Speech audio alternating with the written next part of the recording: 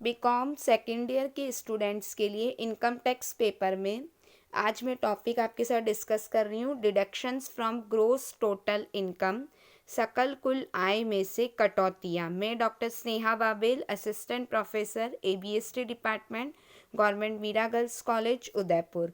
Students, आज के मेरे इस वीडियो में हम डिस्कस करेंगे कि चैप्टर 6A के अंतर्गत इनकम टैक्स एक्ट में या डिडक्शंस दिए जाते हैं जो 80C से 80U यानी धारा 80C से 80U तक के जो डिडक्शंस हैं वो GTI में से दिए जाते हैं। GTI पाँचों हेड की टोटल में से जब हम इन डिडक्शंस को घटाते हैं तो हमारे पास जो इनकम आती है वो कहलाती है total income. The aggregate of incomes itself computed under the each head of income after giving the effects to the provisions of clubbing of income, deemed income and set off of losses is known as GTI, gross total income.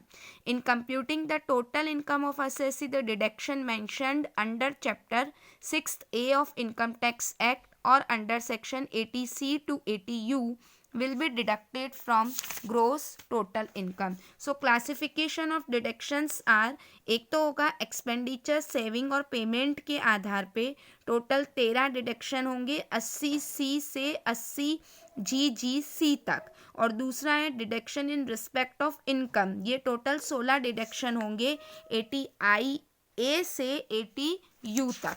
तो जब हम बात करते हैं पाँचों head की, हम total ले लेते हैं। पाँचों हेड आप लोग पढ़ चुके हैं, उसमें ऐड करिए यदि कोई डीम्ड इनकम का प्रोविज़न है 60 to 64 और अनडिस्क्लोज यदि है कोई सोर्स से इनकम 68 to 69D सेक्शन के अंतर्गत वो और ऐड हो जाएगी।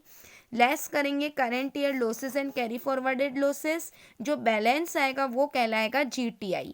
अब इस GTI को हम डिवाइड करेंगे फॉलोइंग पार्ट्स में under section 112 LTCG, 112AA from shares LTCG, 111A जो है वो short term capital gain on which tax is imposed, 115BB क्योंकि इनमें अलग दरों से टैक्स लगती है। 115BB कैजुअल इनकम, पहले भी मैंने कहा था अदर सोर्सेज में @30%।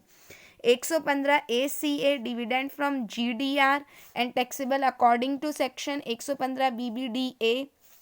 डिविडेंड फ्रॉम डोमेस्टिक कंपनीज यदि वो एक्सीड 10 लाख से तो 115BBDA।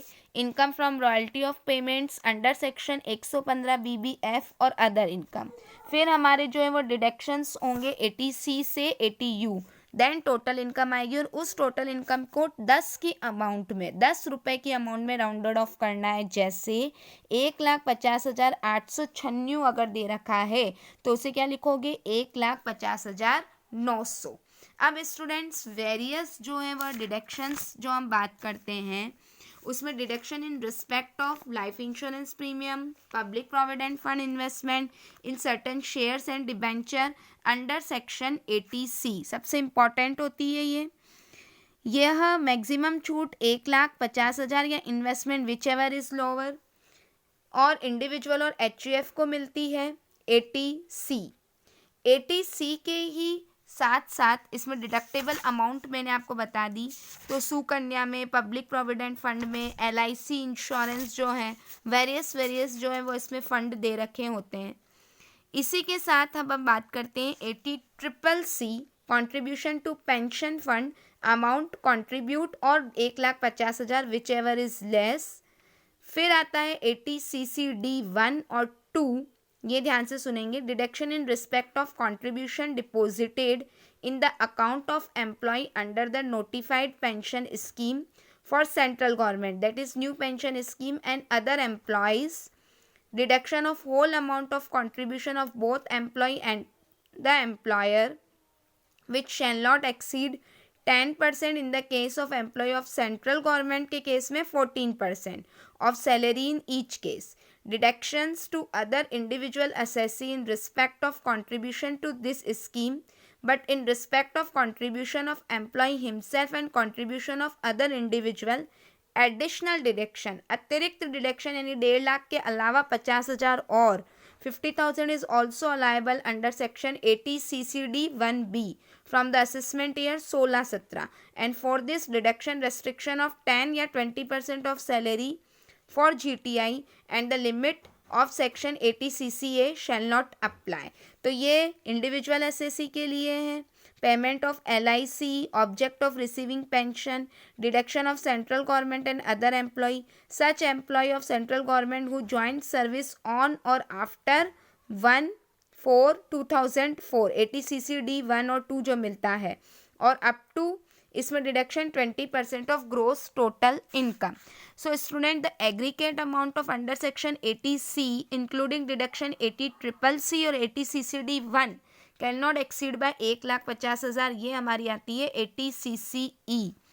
80 CCC deduction in respect of contribution to pension fund, और 80 CCD deduction in respect of contribution to pension scheme of central government. ACCCE मैंने आपको बता ही दिया।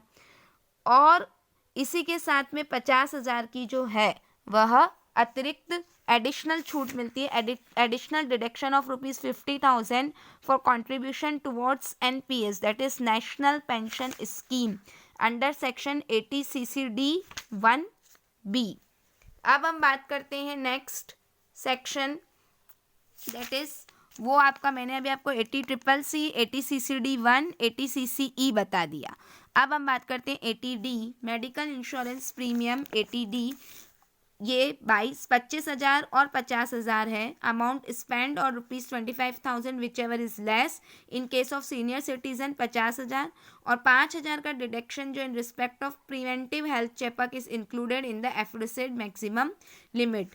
HUF और इंडिविजुअल जो है वह दोनों के लिए है। 80DD medical treatment and maintenance of dependent जो है वह डिसेबल अगर होता है तो उसके लिए है।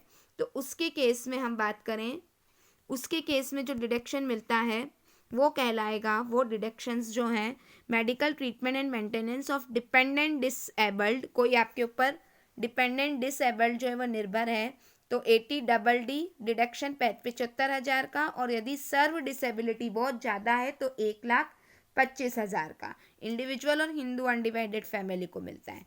Section 80DDB deduction in respect of medical treatment, तो उसमें deduction up to 40,000 and in the case of senior citizen 1,00,000 रुपये, और deduction not more than actual expenses. ये भी सेल्फ और डिपेंडेंट का मिलता है, कैंसर एड्स जैसी बीमारियां, और इंडिविजुअल और HUF को मिलता है।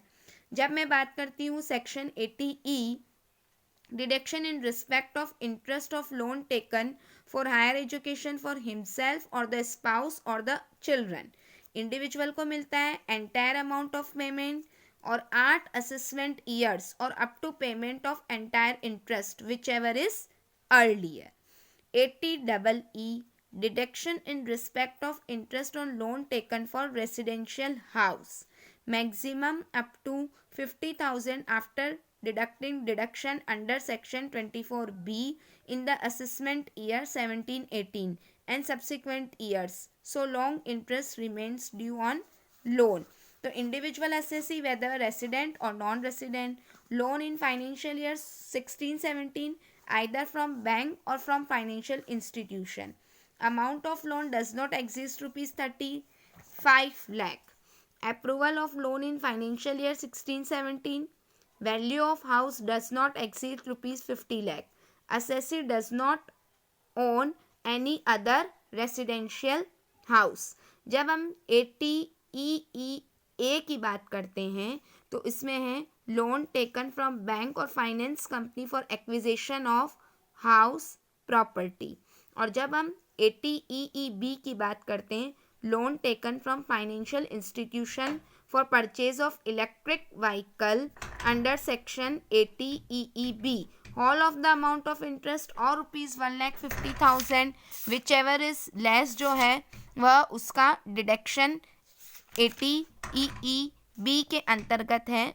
इसमें तो deduction under section 80EEB will be the amount of interest payable और it should not be exceed ₹1,50,000। In other words, the maximum amount of deduction under this section will be ₹1,50,000। और electric vehicle क्या means है?